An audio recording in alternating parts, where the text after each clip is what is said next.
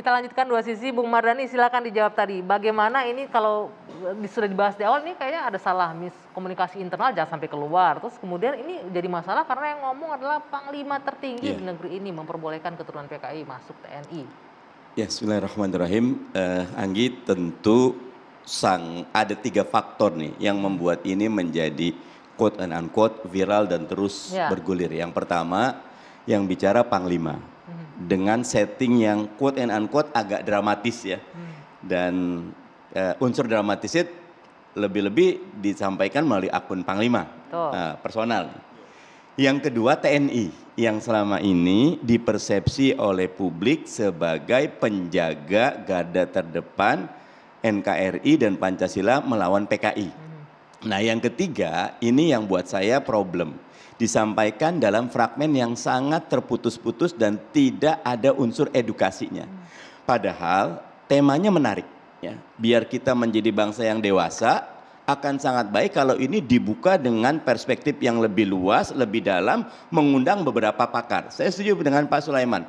Jangan nanya kepada bawahan. Kalau di TNI jangankan dari kolonel ke bintang 4, kolonel ke bintang 1 aja tuh siap. Nah itu, ini tinggi sekali.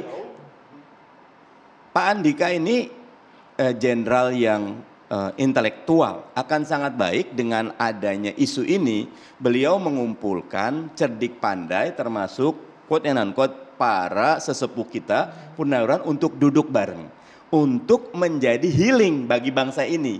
Karena memang setiap warga negara bersamaan kedudukan di dalam hukum dan pemerintahan. Nah, tetapi beliau tidak menjadi pendidik yang baik kalau membiarkan ini terus bergulir tanpa ada pelajaran yang bisa diambil oleh bangsa ini. Gitu. Jadi kemudian banyak catatannya ya, TNI paling terdepan untuk menjaga NKRI dan juga menjaga ideologi Pancasila. Kalau Anda selain itu respon mengenai pernyataan bahwa keturunan PKI nggak apa-apa kok mendaftar ke TNI, toh belum tentu diterima kalau Pak Sulaiman bilang tadi, belum tentu lulus saringannya kok. Ya, ada kekhawatiran nggak dengan ini? Kalau dari konstitusinya tegas setiap warga negara bersamaan kedudukan dalam hukum dan pemerintahan. Pak Sulaiman juga mengatakan tidak ada halangan selama ini. Tetapi kami yakin selama ini ada satu konsensus bersama di teman-teman TNI untuk menjaga quote and unquote bahaya laten. Mau IKA, IKI, tengah segala macam selalu ada kewaspadaan. Karena memang fungsi dari TNI adalah pertahanan. Ya, bukannya ke dalam tapi betul-betul. Dan sekarang ini cara yang baik pertahanan itu bukannya diam tapi menyerang. Dalam arti ayo kita angkat Pancasila kita buat diskursus yang baik. Kenapa PKI dulu dilarang? Apa salahnya? Kalau buat saya wajar loh kalau publik berespon karena trauma sejarahnya masih ada gitu loh. Saya kemarin ke Aceh masih ada. Saya kemarin ke beberapa tempat daerah-daerah di Sumatera Utara cukup kuat melawan PKI di bawah segala macam dan itu belum ada usaha sistematis yang solid untuk membuat pikiran kolektif bangsa ini bisa menyelesaikan trauma ini. Apa yang disampaikan bisa jadi pintu masuk kalau dituntaskan. Tapi kalau tidak tuntas, maka ini tidak memberikan nilai tambah bagi kita sebagai bangsa untuk dewasa. Oke, tadi disebutkan akan mengkhawatirkan adanya bahaya laten. Kalau Anda masih melihat Pak Ilham, ini dari keturunan langsung nih, bahaya laten itu masih ada nggak sih? Kalau saya boleh bertanya, apa ya, komunitas keluarga PKI atau keluarga korban 65 segala macam masih aktif nggak sampai sekarang? Bahwa bahaya laten itu mungkin masih harus diwaspadai apa tidak kalau Anda melihatnya?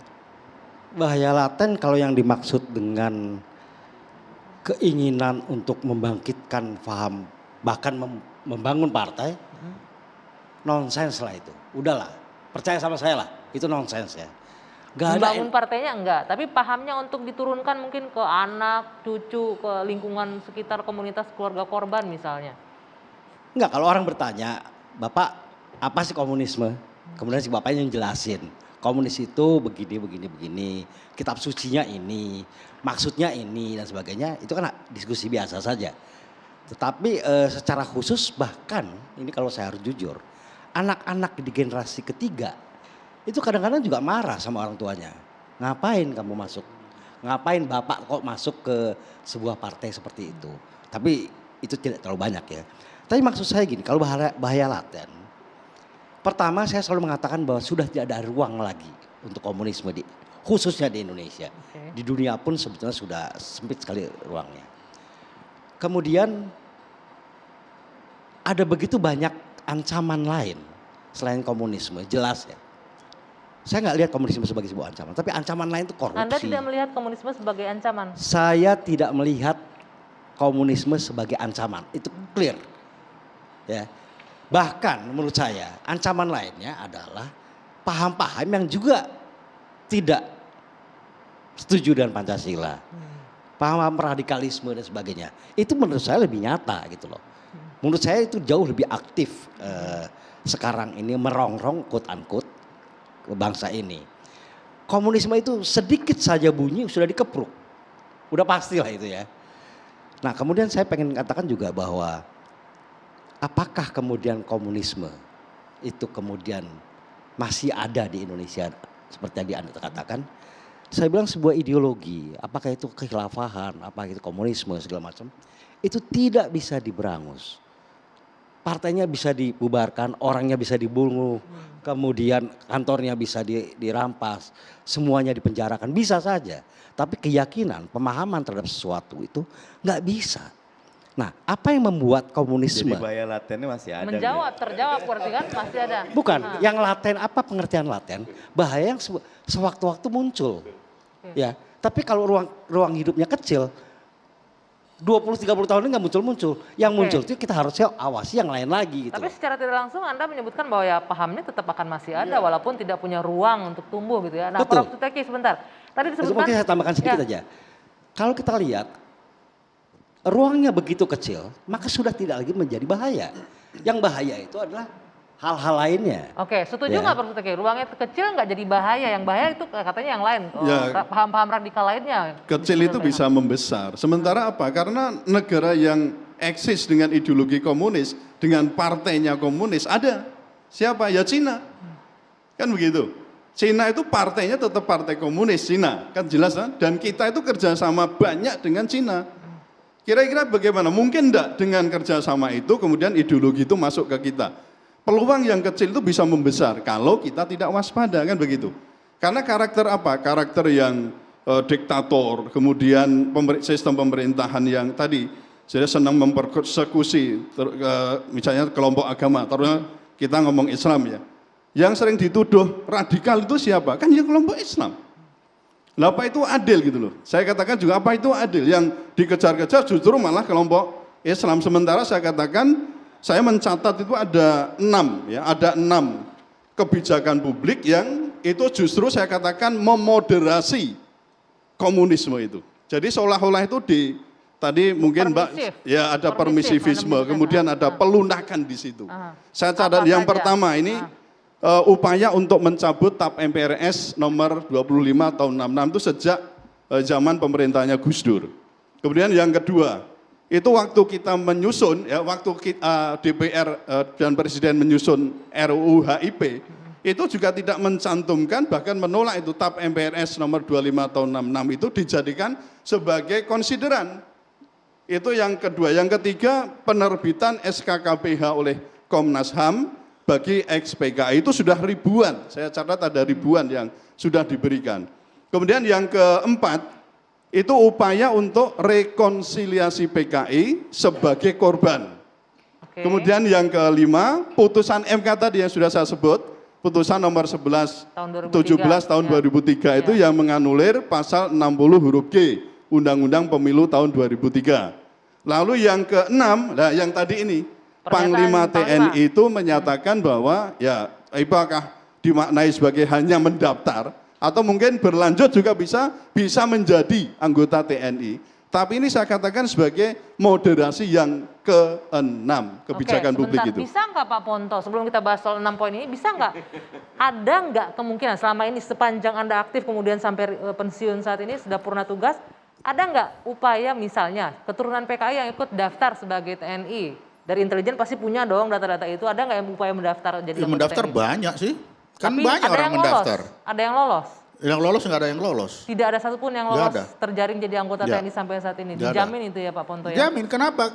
Ya itu tadi keterpengaruhan dari orang tua cerita. Kita tanya aja Gimana pemberontakan ini menurut? Oh ya baik-baik, ya udah selesai baik-baik. Kan Berarti diakui bahwa keterpengaruhan ke keturunannya masuk.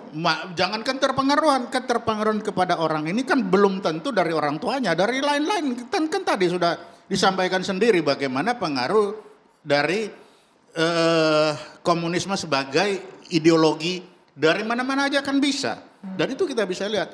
Bisa bayangkan PKI bagi militer itu apa? Itu yang bunuh 6 jenderal saya. Titik kan? Lah kira-kira kalau 6 bunuh jenderal saya, bagaimana mereka melihat betapa ini, oh ini ada calon-calon PKI baru nih mau masuk ke sini.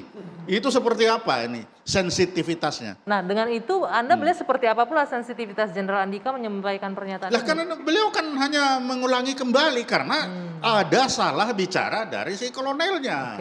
Kolonelnya bilang, oh anak PKI, padahal bukan itu, keterpengaruhan itu, bukan itu maksudnya. Pahamnya, berarti harus dikoreksi adalah diksinya ya, redaksionalnya. Tapi itu PKI, adalah tapi diksi pahamnya. intern kita ya begitu itu. Tapi dibaca keluar ya jadinya begitu itu, kan ini masalahnya. Jadi kalau di dalam ya udah tahu lah kita itu. Ini masih menyangkut dengan memoderasi tadi ya. Kita punya beberapa komentar dari pejabat-pejabat negara terkait dengan pernyataan Jenderal Andika. Mungkin kita bisa lihat bersama-sama. Yang pertama ini Pak Mahfud MD menyampaikan syarat-syarat misalnya ya untuk ikut jadi caleg, untuk jadi kepala daerah dan semuanya kan sudah tidak pakai syarat-syarat itu. PNS juga sudah tidak pakai itu, udah lama. Tidak apa-apa. Jadi TNI bukan yang pertama. Malah Mahkamah Konstitusi dulu berani sekali membuat keputusan untuk jabatan politik boleh. Gitu. Itu kan Mahkamah Konstitusi yang mulai dulu pertama. Ada TNI itu hebat loh, punya alat tes untuk tahu kecenderungan orang itu kemana. Itu ada alatnya dan itu ilmiah. Oke, kemudian juga ada kutipan pernyataan mungkin bisa dihadirkan screen grabnya nanti. Pak Ponto ingin mengomentari pernyataan Pak Mahfud tadi? Nah, itu kan pas punya alat tes. Jadi kalau TNI itu sudah duluan saya kira dari PNS itu. Undang-Undang 34 2004 persyaratan masuk TNI kan enggak ada itu larangan anak-anak itu. Saya mendaftar tahun 73 enggak ada juga itu. Jadi itu bukan barang baru itu. Sudah kita laksanakan. Tapi alat tes itu ada. Oke, nanti kita lanjutkan perbincangan ini. Kita harus jeda dulu sejenak. Dua sisi kembali sesaat lagi.